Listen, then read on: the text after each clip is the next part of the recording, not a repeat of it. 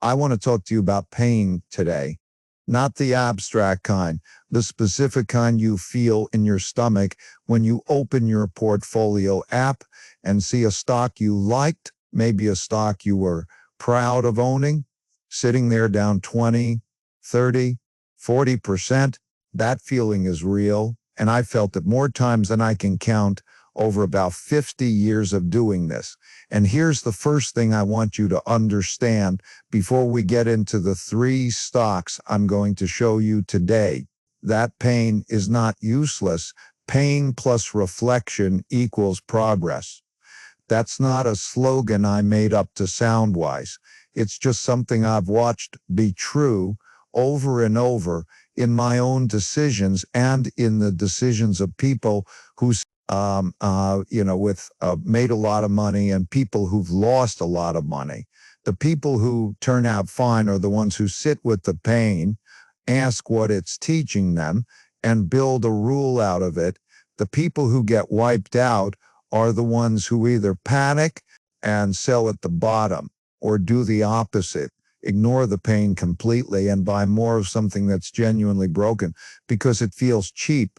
Both of those are emotional decisions dressed up as courage. And I want to give you something better than courage today. I want to give you a system. So here's what we're going to do. 3 tech stocks, all of them well known, all of them down hard from their highs. One of them down about 41%. And I'm going to walk you through exactly how I'd think about each one, not by guessing, not by vibes, not by what's trending on some app, but by asking a small number of very simple questions that I've relied on for a long time. And by the end of this, you're going to know which of these 3 looks like a genuine opportunity, which one I'd leave alone for now, and which one is a real warning sign dressed up in a familiar name. And more importantly than any of that, you're going to have a way of thinking that you can use on literally any stock, any time for the rest of your investing life. Let me start with the big idea, because everything else sits on top of it. Markets are a machine. I don't mean that as a metaphor. I mean it almost literally. There are inputs, there are levers, there are cause and effect relationships that repeat themselves over and over across history, just wearing different clothes each time. When you understand a stock is not falling or rising because of some mysterious force, but because of specific, identifiable, mostly measurable things, the whole exercise stops being scary. It becomes almost mechanical, calm, boring in a good way. And that's what I want for you.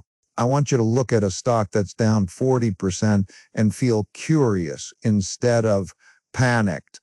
And the first thing to get straight is the difference between a good company and a good investment.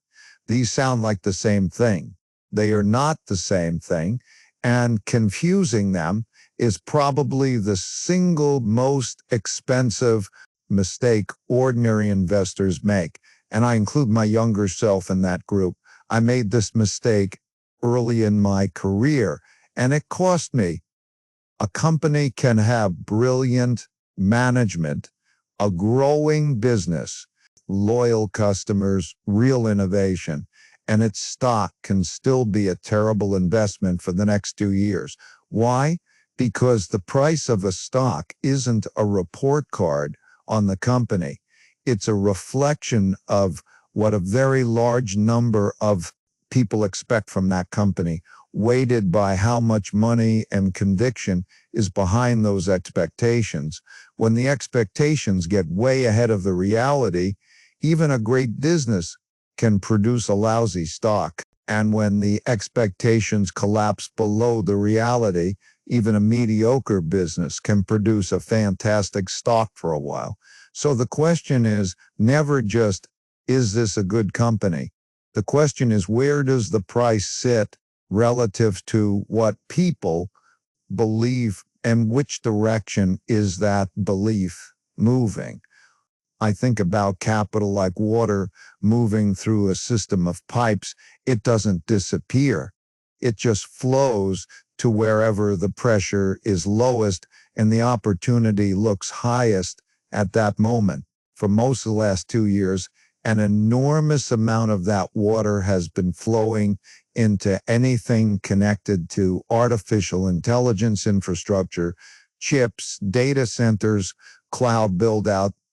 And when water rushes hard into one part of the system, it necessarily drains from somewhere else, even from good, healthy parts of the system that did nothing wrong. That's not a conspiracy.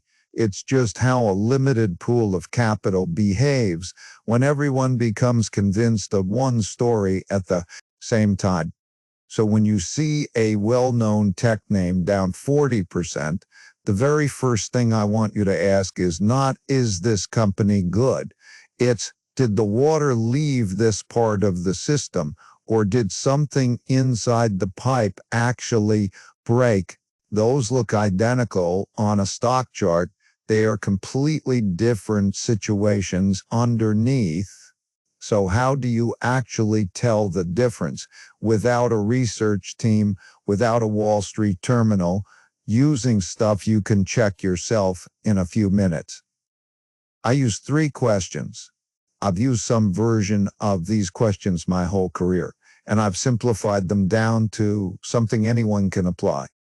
Question 1, is money still moving toward this part of the economy, or has the whole neighborhood been abandoned? Question 2, is the underlying trend, the actual direction the price has been moving over months, pointed up or pointed down?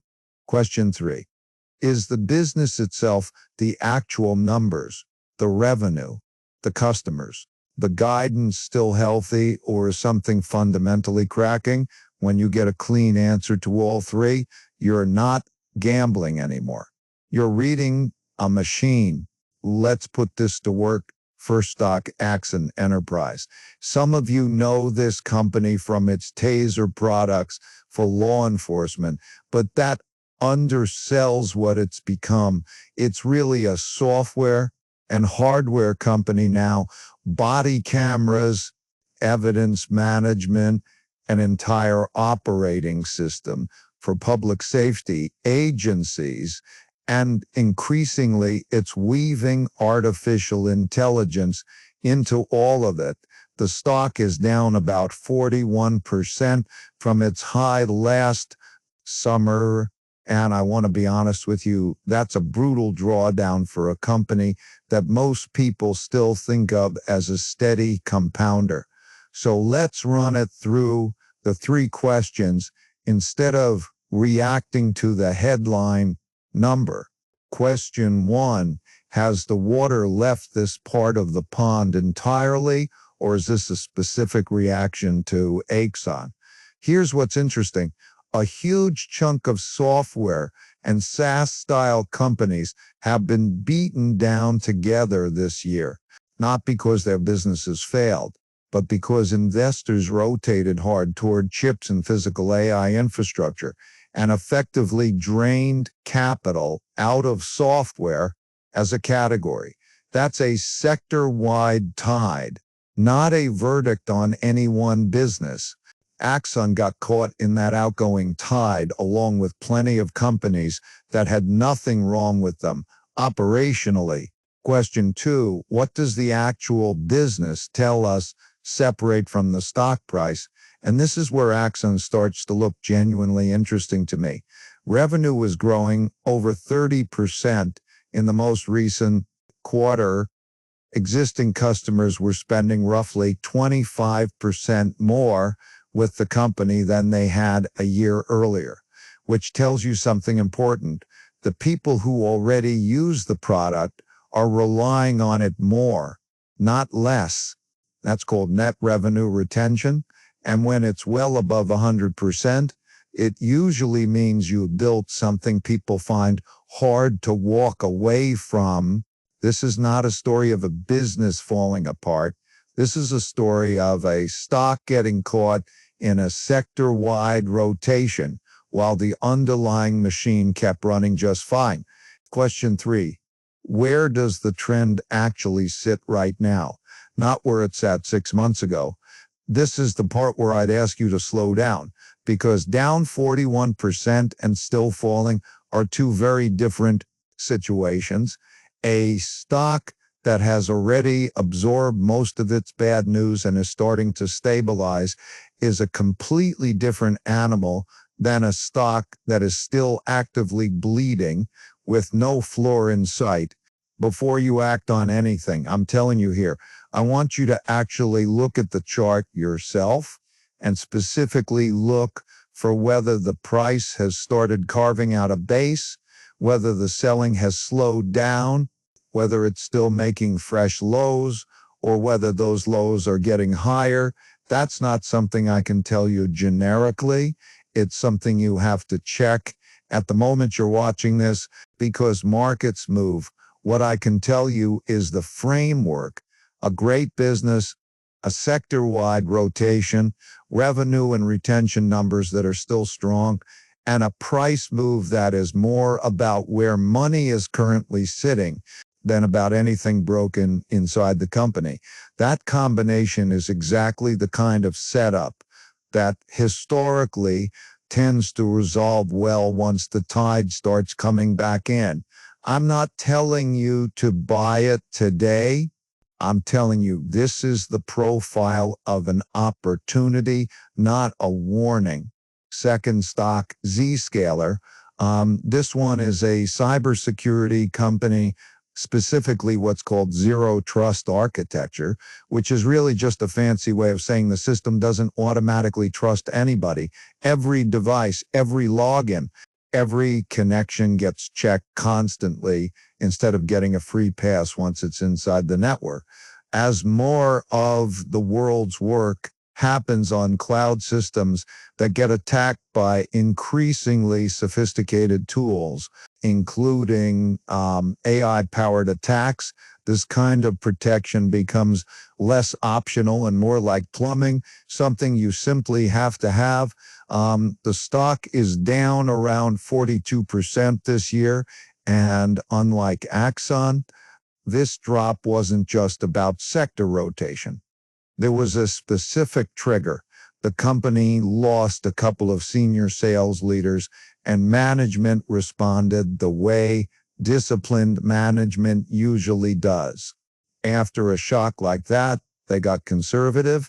They lowered the growth guidance for the coming year to protect themselves from over-promising, and the market predictably punished the stock hard the next day, more than 30% in a single session. Now, here's where I want you to slow down and separate two very different things, the way I'd separate them in my own head before making a decision. One is, did the core business get worse? Two, did management's confidence about the near future get more cautious? Those are not the same event, even though they often get priced as if they are. Look at what actually happened underneath the guidance cut. Annual recurring revenue was still growing at 25%, matching the prior quarter. No sign of a slowdown in the actual demand for the product. That tells me customers are not leaving. The product still works. The market for what they sell is still expanding.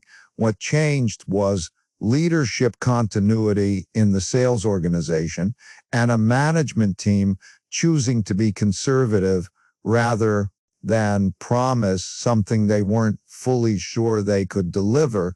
I actually respect that instinct, even though the market punished it in the short term, because overpromising and then missing is usually far more damaging to a stock long-term than under-promising. And clearing the bar, so running the three questions: is the neighborhood being abandoned? No. Cybersecurity spending as a category remains one of the more resilient areas of enterprise technology, arguably becoming more essential, not less. as AI-driven attacks increase. Is the underlying business healthy? Yes. By the numbers, growth held up, the product demand didn't evaporate. Is the trend the actual price direction showing stabilization or continued deterioration? This is the one you have to check yourself right now at the moment you're watching, because a stock that drops sharply on a single piece of news behaves differently depending on whether the selling has exhausted itself or whether it's still working through the system. My honest read here is that this looks like what I'd call an amber situation, not a clear green, not a clear red. Good business, real but explainable disruption. A management team being appropriately cautious rather than negligent. I would not rush in the day after news like that. I would want to see the dust settle, see a quarter or two go by where the sales reorganization proves it didn't do lasting damage, and see the price stop making fresh lows before I'd treat it as a green light. Missing the first 10% of a recovery has never bankrupted anyone. Buying into a falling trend because the story sounds convincing has bankrupted plenty of people. Third stock, and this is the one I think will surprise some of you, Intuit. This is the company behind TurboTax, QuickBooks, and increasingly a set of AI-powered tools for small business finance. This stock has fallen even further than the other two, well over 60% from its high last summer. And the story here is fascinating because it's almost a pure case study in the difference between a company's actual results and the market's fear about the future. Let's separate the two. What actually happened in the business? Revenue was up double digits year over year. The core profitability engine, EBITDA, came in well ahead of what Wall Street expected at a margin above 50%, which is an extraordinary number for any business, let alone one this large. Management didn't sit still either. They authorized a substantial share buyback and reduced their workforce meaningfully, both of which are the kind of decisions a management team makes when they believe the market has become disconnected from the underlying value of the business, not when they believe the business itself is in trouble. Within the results, the fastest growing parts of the company, the AI-assisted tax service and the online ecosystem, were each growing at rates most companies would consider a dream outcome. So on the actual scoreboard, this was a strong quarter. So why did the stock fall so hard anyway? The honest answer is fear about the future, specifically fear that AI tools will eventually let people in small businesses do their own taxes and bookkeeping without needing software like this at all. Essentially, a fear that the entire category gets disrupted out of existence. That is a real risk worth taking seriously. I'm not going to pretend it isn't, but here's the distinction I want you to sit with. There is a difference between a company facing a real long-term risk that the market is now pricing in aggressively, and a company whose current business is actually deteriorating today, right now. Intuit's numbers say the second thing isn't happening yet. The customers who use the higher touch AI-assisted version of the product are growing fast, which is actually the opposite of what you'd expect if free AI tools were already eating this business alive. If anything, it suggests the company may be positioning itself to be one of the tools doing the disrupting rather than the one being disrupted. Running the three questions here gets interesting because the answers point in different directions, and that's worth understanding rather than glossing over. Has the neighborhood been abandoned? Somewhat, yes. There's a broader anxiety across software and financial technology companies about AI eating their business models. And that anxiety has weighed on the whole group, not just this one name. Is the underlying business healthy? Based on the actual reported numbers, clearly yes. Growth, margins, and cash generation all look strong. Is the trend showing stabilization? This is where I want you to be the most careful of all three stocks we've covered today, because a drawdown this severe usually means the market has a genuinely different view of the future than the current numbers suggest. And when the price and the fundamentals disagree this much, eventually one of them has to be proven right. I don't know which one wins that argument, and I want to be honest about that. Instead of pretending I have certainty, I don't have. What I do know is this: a company generating this much profit, buying back this much stock, and growing its highest value products this fast is not a business in free fall today. Whether it remains that way over the next several years depends on a question none of us can fully answer yet, which is how much of this specific kind of work AI actually automates, how fast, and whether companies like this one end up as the disruptor or the disrupted. Now, let me step back, because I don't want you to just remember three stock names. I want you to remember the process, because the process is the actual value here, and it will outlast whatever these three stocks do next. Every time you see a familiar name crash, resist the urge to react to the headline percentage. A number like down 41% tells you almost nothing on its own. It could mean the crowd temporarily left a good neighborhood. It could mean the trend has genuinely broken and there's real damage underneath. It could mean the market is pricing in a long-term risk that hasn't shown up in the numbers yet, but those are three completely different situations that can produce an identical looking chart. Your job is to separate them using the same three questions every single time. Where is the capital flowing into this area or out of it? What does the actual trend, not the headline, tell you about the direction? And what do the real numbers, revenue, margins, retention, guidance, say about whether the business itself is healthy or cracking? I also want to say something about the emotional side of this, because I think it matters just as much as the analytical side, maybe more.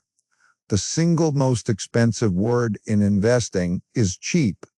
People convince themselves something is a bargain purely because it's fallen a long way without ever checking whether the fall reflects a temporary mispricing or a genuine structural problem. I've watched investors ride things down 50, 70, 90% while telling themselves the whole way that it's even cheaper now, as if the falling price itself is proof of opportunity rather than proof that something is wrong. Cheap relative to what? Cheap relative to a business that's still healthy is a real opportunity. Cheap relative to a business that's quietly breaking is just the beginning of a much longer, much more painful decline. The stock doesn't know you own it. It doesn't know you love the company, or that you've held it since it was higher, or that you're hoping it comes back. Markets are indifferent to your attachment. Your job is to be equally indifferent and let the evidence, not the feeling, make the decision. One more principle I want to leave you with, because I think it's the single most protective habit you can build as an investor. Always know your reason for owning something before you own it. Written down, specific, and falsifiable, meaning you should be able to say in advance exactly what would prove you wrong. Not, I think this will go up, That's not a reason. That's a hope. A real reason sounds like I'm holding this because revenue growth is above 25% and net retention is above 100%. And I will reconsider if either of those numbers breaks down for 2 consecutive quarters. That kind of rule takes the emotion out of the exit. It means you're not selling in a panic at the worst possible moment, and you're not holding out of stubbornness while the actual evidence is telling you the story has changed. Almost every catastrophic investing loss I've ever seen in my own decisions and in others traces back to the absence of a rule like that. Not a lack of intelligence, not a lack of research, just a missing exit plan that let a small survivable mistake grow into a permanent, unrecoverable one. So here's where I'd leave the three of these. Axon looks to me like a business that's fundamentally healthy, caught mostly in a sector-wide rotation of capital rather than any real deterioration underneath, which is the profile I associate with genuine opportunity. Though you should always check the trend yourself at the moment you're watching this before acting. Zscaler looks like a solid business that took a real specific hit to sentiment around a leadership change with underlying growth that hasn't actually broken down, which to me says patience rather than either panic selling or rushing in. And Intuit is the most complex of the three, a company putting up genuinely excellent numbers today, while the market price is in a long-term uncertainty about AI that hasn't shown up in the results yet, which means the size of the opportunity and the size of the risk are both larger than the other two. None of this is a directive to go buy anything.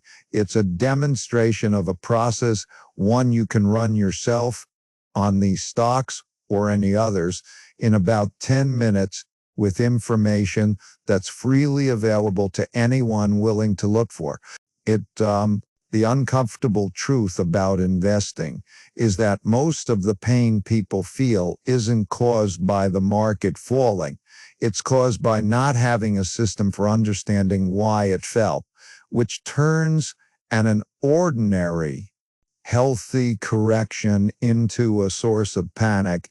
Build the system once, apply it consistently, and stocks falling 40% stop being frightening events and start being exactly what they usually are.